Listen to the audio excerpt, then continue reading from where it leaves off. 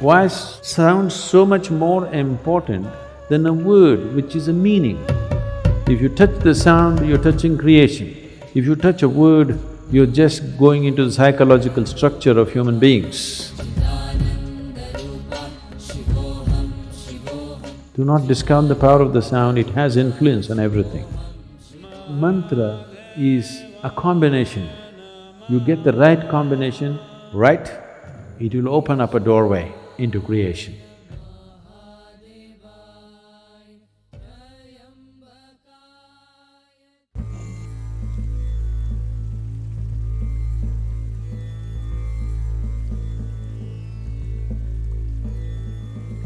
Mantras have no meaning.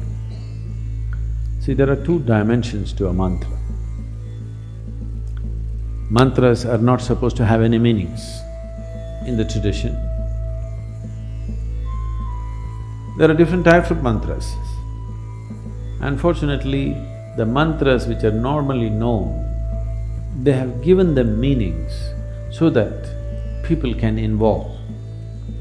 Because there are lots of idiotic people who cannot involve with anything that's meaningless. That is why they miss the sunrise, the sunset, the moon, the full moon, everything they miss because it's meaningless. What is the meaning of a full moon? There is no meaning, only if you're in love it means a lot. Otherwise, what is it? Nothing. It's not meaningful means, it is not useful. So, all the idiots on the planet will do only meaningful things. Yes, because they have no intelligence to recognize life and the many facets of life. It is not because you have attached a stupid meaning to it, it exists. It exists beyond you. It existed before you, it will exist beyond you. It is not because you give it a meaning, it's become useful or not useful. So the stupid in the world will do meaningful things. They may be intellectual, but life stupid, they have no life sense. If you have life sense, you will see it is the most meaningless things which really set you on fire, isn't it so? No? So they created two kinds of mantras. One larger set of mantras which have no meaning, just pure sound. You will see this in our music also. The Yaksha program happened just now and many of our people who are looking for meanings were thoroughly bored because they're doing alap for 40 minutes,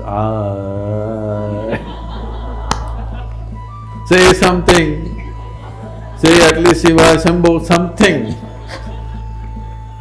No, They are not getting the point because it's about the sound. Why sound so much more important than a word which is a meaning? Meanings are made up in human minds. Sound is the essence of creation. If you touch the sound, you're touching creation. If you touch a word, you're just going into the psychological structure of human beings. Psychological structure of human beings is essentially a certain kind of madness.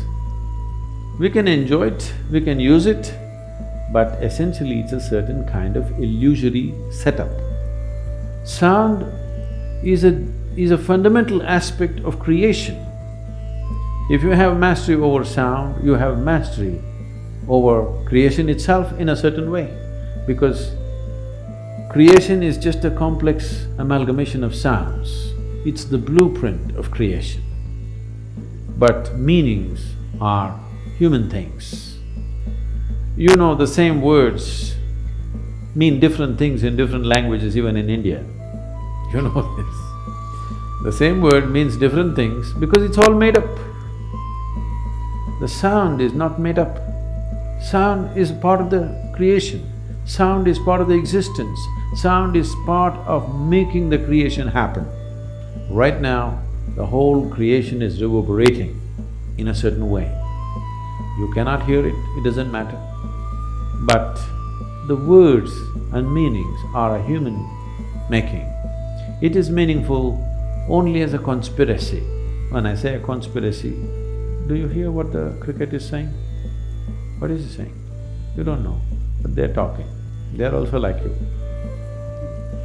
Some of them are just making sound, just doing alap. Just sound, simply enjoying the sound. Enjoying the creation in one sense means enjoying the sound of it. If you don't have a keenness to listen, if you don't have a keenness to pay attention, you cannot enjoy any aspect of creation, actually. You will only enjoy psychological patterns in your head. So this is the reason why most human beings want to speak, most of the time they want to be talking. Not because they have something to say, because they have to find meaning.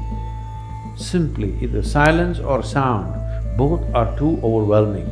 That is why when we say spiritual process, first thing is silence. If you are psychologically very stable, you may say, okay, 30 days silence, 60 days silence. If you're psychologically fragile, we'll say, okay, 3 days. 3 days also people go crazy, we'll say, okay, half a day silence, up to noon silence, after that you blabber.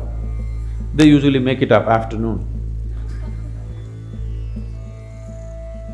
Those of you who talk a lot, you know, meaning is meaningless. You can simply talk. A whole lot of people are experts, they can simply speak without any meaning. They have understood the importance of sound. They can go on talking without making any meaning. Now, if you were a bird, we would pardon you. If you were this one, we would be okay. Or if you're a musician, you would be okay to make meaningless sounds. If you're speaking, you're expected to make some meaning. So mantra is not to be spoken, it is to be chanted. Chanting means chant is of the sound, not of the meaning. Meaning is of speech, meaning is of the word, written word and spoken word. Meaning does not belong to a chant. A chant is simply a sound, a reverberation. So if you do not know the meaning, it's the best way to chant, if you ask me. Simply, absolutely involved with the sound and saying it. But first of all, what you are uttering, is it a mantra or is it a bhajan or is it a sankirtan? You must look at it. If it's a mantra, mantra means a pure sound. It need not have any meanings. You can give it whatever meaning you want to start with, because without meaning you cannot be involved. But once you know how to be involved, you should not give it any meaning. Om Namah Shivaya does not mean you go on imagining one man sitting there on top of a mountain with something happening around him. No. Initially, if that's the only way you can be involved, you can look at the Shivakasi picture. Okay? Once you know how to be involved with the sound, you get rid of the man. He's not needed, he's a disturbance. I'm telling people in Sanyama, they're chanting. Their question is, if Shiva comes, I'm falling so many times, if he comes, just ignore him. Because that's not the thing about mantra. The mantra is that you involve yourself in the sound, because you yourself, your physical thing is a certain pattern of sound. Right now you're trying to make yourself into a different pattern of sound, so that this sound becomes an access point to the larger sound which you call as the cosmos.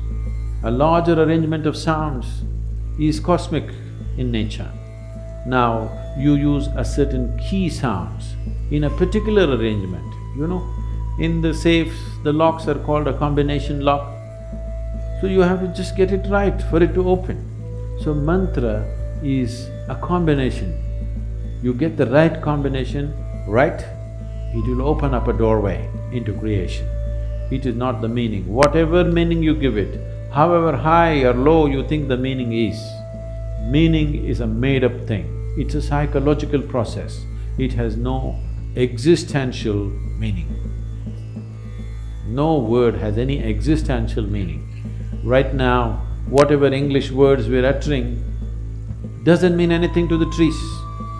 But if you can… actually these experiments have been done. If you sit here and sing beautifully, I cannot do that, but if you sit here and sing really properly, The tree is full of flower. It could be because of yaksha. Okay, the rains have aided it, but do not discount the power of the sound. Do not discount the power of the sound, it has influence on everything. Or if you chant a mantra, the tree may respond to it. If you sing music, it may respond to it. If you just generate a thought, it may respond to it. But if you speak, it will not respond. This is true with the tree, this is true with the divine.